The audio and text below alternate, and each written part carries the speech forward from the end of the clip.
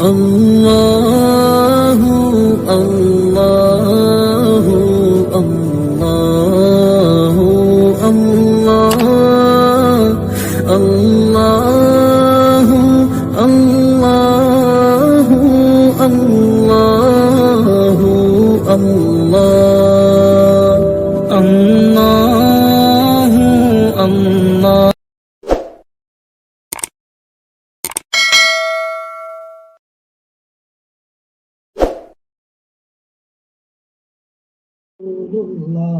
بسم اللہ والسلام علی رسول اللہ. درود شریف پڑھ لو. اللهم صل على محمد وعلى آل محمد كما صليت على إبراهيم وعلى آل إبراهيم إنك حميد مجيد. اللهم بارك على محمد وعلى آل محمد كما باركت على إبراهيم وعلى آل إبراهيم إنك حميد مجيد. بسم الله الرحمن الرحيم.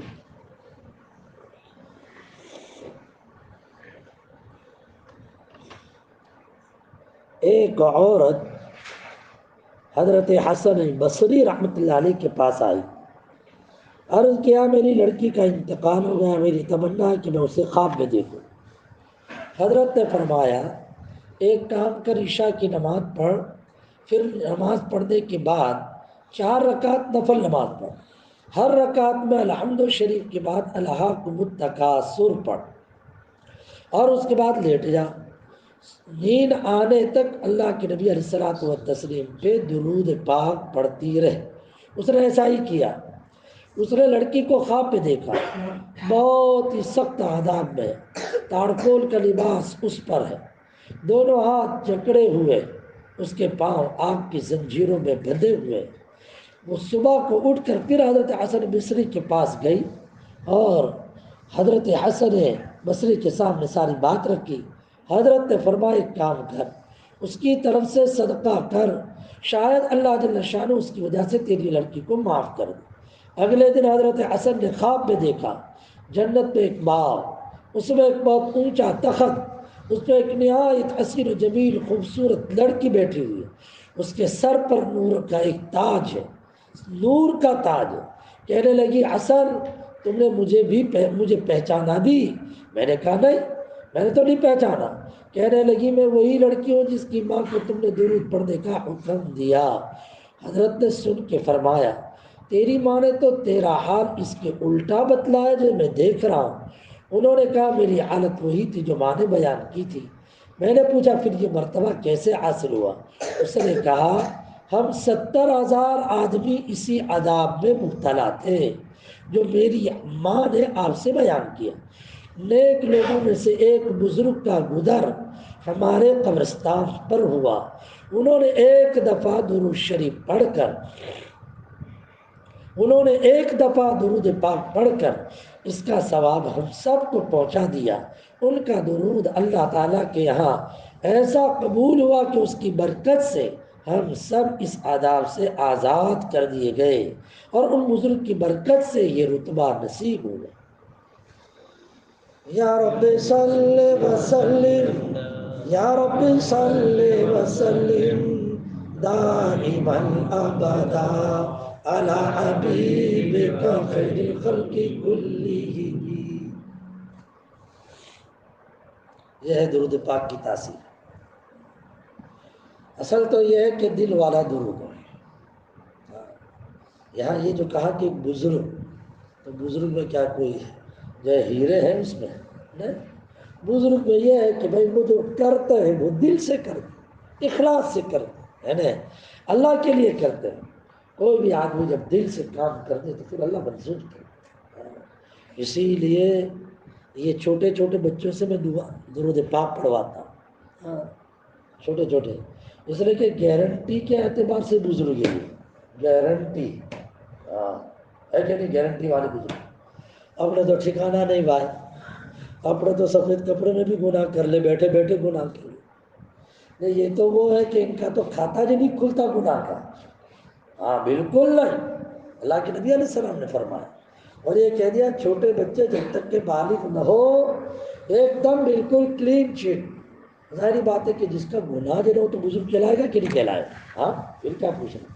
بزرگ بمانا مقبول. مقبول. ہاں ایک اللہ والے کے بارے میں لکھا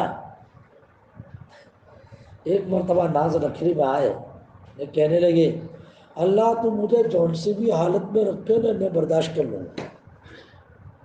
جون سی بھی حالت میں رکھے. اللہ پاک نے امتحان لیا. کیا امتحان لیا؟ امتحان یہ لیا پیشاب بند کر دیا. اب پیشاب بند ہونا تھا 1 دن 1.5 دن مچھلی پانی سے باہر ہو تو تڑپتی ہے تڑپنے لگے. پیشاب نہیں ہو رہا تڑپنے لگے. اس سے دعا کھانے کے خود بزرگ اس سے دعا اس سے دعا اس سے دعا اس سے دعا پریشان کہیں کام نہیں بنا. آخر اللہ رب العزت نے ان کے دماغ میں بات ڈالی. دیکھیے صبح سویرے جو بچے مدرسے پڑھنے جو جاتے ہیں نا میاں جی کے پاس کوئی الف با کا قاعدہ لے کے جاتا ہے تختی لے کے جاتا ہے کوئی قاعدہ لے کے جاتا ہے ان سے کر دے درخواست. اتنا بڑا بزرگ نے وہ جا رہے تھے بچے تو ان کے پاس گئے. جیسے بچے کے پاس جو گئے تو بچے اتنا بڑا بزرگ آیا اپنے پاس سب ٹھٹک گئے نہیں ادھر ادھر ہو رہے. ارے نہیں بھائی نہیں نہیں نہیں رکو رکو رکو رکو رکو. فرمایا بھائی میرے لیے دعا کر دو کہ اللہ میری مصیبت دور کر. وہ کہنے لگے حضرت آپ کے لیے؟ ہاں میرے لیے دعا. بہت لجاجت کی.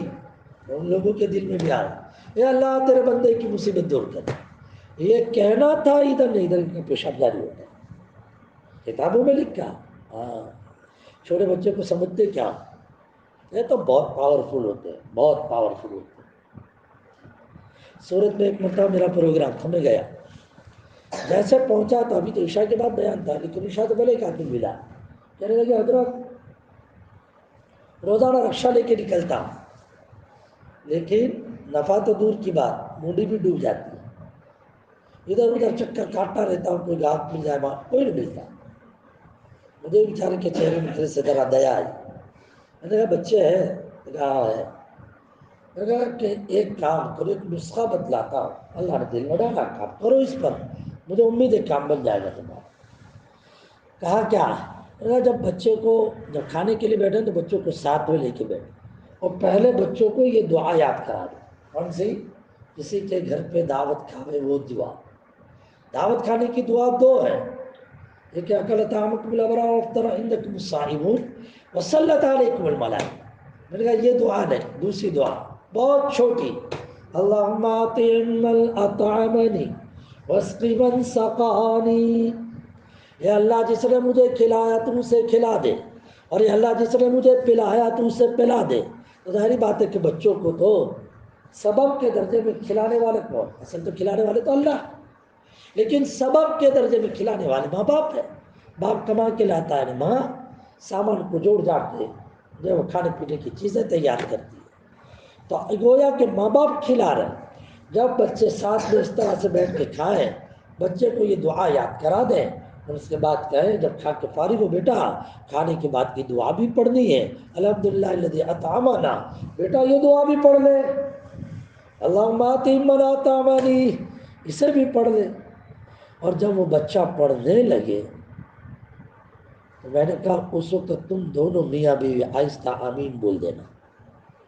آہستہ آمین بول دینا.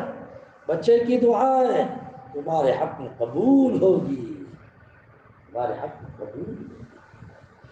سچ کہتا ہوں. ہاں لیکن اپنے تو کیا مجھ گر جاتی ہے بچے سے میں اس طرح سے کرواؤں. سچ کہتا ہوں اللہ کا یہ گھر گواہ ہے. اسی گھر میں بیٹھ کر ابا نے ایک مرتبہ مجھے آپ کو معلوم ہے میں ابا کے ساتھ آتا تھا یہاں پہ. ہاں ابا کے یہاں پر جو ہے وہ یہیں پر بہت کب لگتا تھا. والد صاحب کا کوئی مسئلہ تھا. ہاں کوئی مسئلہ تھا. ایک مرتبہ ابا نے خود مجھے کہا بیٹا میرا ایک مسئلہ ہے دعا کرنا. اتنا بڑا باپ سمجھے جس کو جاننے والے جانتے ہیں صاحب کش اللہ کے نبی کی زیارت کرنے والا بخاری شریف پڑھانے والا اتنا بڑا باپ اپنے بچے سے یہ کہہ رہا جو فقط حافظ قرآن مسجد میں بیٹھ کے بیٹا میرا ایک مسئلہ ہے ذرا دعا کر دے. کتنی بڑی بات ہے کہ نہیں؟ ہاں بچوں سے بھی درخواست کرنی چاہیے، بچوں سے کام بن جاتا ہے. تو میں یہ کہہ رہا ہوں کہ میں نے اس کو یہ نسخہ بتلایا، اللہ ماتی بناتا میں نے پڑھوا لا، وہ تیرے حق میں دعا کرتا تو بول دینا اس کو کام مل جائے گا تیرا. اس نے ایسا کیا نہیں. اللہ کا کرنا کہ دوسرے ہفتے میں بھی وہاں جانا ہوا. جب دوسرے ہفتے میں وہاں جانا ہوا تو دوڑ کے آیا. میں نے کہا حضرت میں نے تو 2 مرتبہ جو عمل کیا نہیں تو کامج بن گیا. میں نے کہا جا بھائی اللہ تیرا کام بنائے رکھے ہمیشہ. سمجھے؟ بتا رہا تھا کہ چھوٹے بچے تو مقبول درود وہ ہے کہ جس درود پاک میں آدمی محض اللہ واسطے کرے، اللہ واسطے، گناہ نے پاپ نہ ہو. یہ چھوٹے بچے سے درود میں اس لیے پڑھواتا ہوں.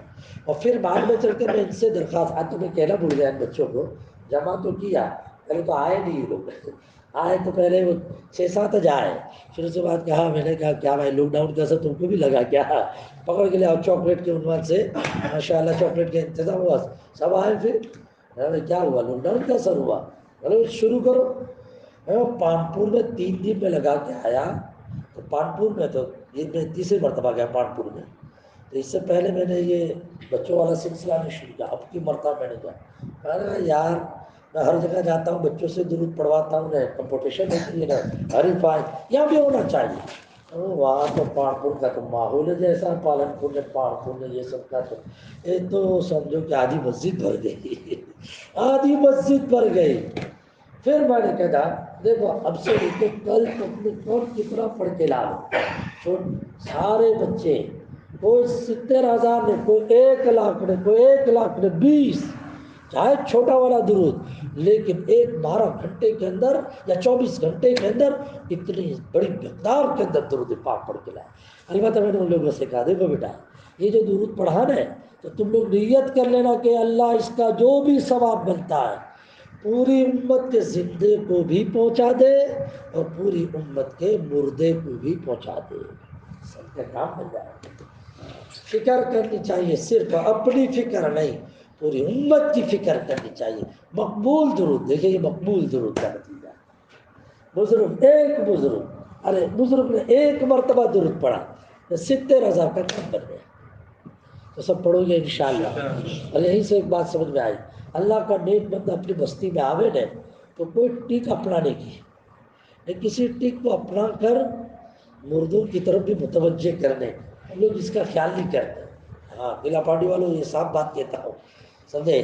ہم لوگ بیان تو کروا دیتے ہیں لیکن بہت اچھا طریقہ.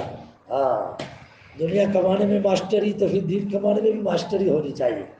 گاڑی یوں کی لگانے کے بجائے گاڑی یوں کھینچ کے لے جانی، سمجھے؟ ہاں اور یوں کھینچ کے لے جاؤ گے تو پھر آئے گا کیا؟ قبرستان آئے گا کہ نہیں؟ ہاں اور وہاں سے حضرت یہ قبرستان ہے، بس کہہ دیا ختم بات. یہ کرنا چاہیے، کرو گے انشاءاللہ. ذمہ داری کون لیتا بولو؟ ہم حضرات تو لیں گے لیکن اصل یہاں کے جو لوگ ہیں وہ کون کرے گا بتلاؤ؟ ماشاء اللہ. سمجھے؟ اس کا کیا، مردوں سے محبت ہونی چاہیے. یہ تھوڑی کہ ماں باپ کو دفن کر دیا ختم، ماں باپ کو دفن کر دیا ختم. ارے کبھی خیال ہونا چاہیے کہ معلوم دنیا کے اندر کون کس طرح کی مصیبت میں ہوگا عالم برزخ میں. یہ کہنا چاہیے اللہ تیرے بندوں میں سے جو بھی عالم برزخ میں پریشان ہے کہ اللہ ٹوٹے ہمارے عمل کو واسطہ بنا کر کام بنا دے، اس کی مصیبت کو دور کر دے. اگر ہم نے کسی کے لیے اس طرح کی دعا مانگی تو کل اپنے لیے کوئی دعا کرے گا. اللہ پاک عمل کی توفیق مجھے بھی نصیب فرمائے، حضرات بھی نصیب فرمائے. آمین. وآخر دعوانا الحمدللہ.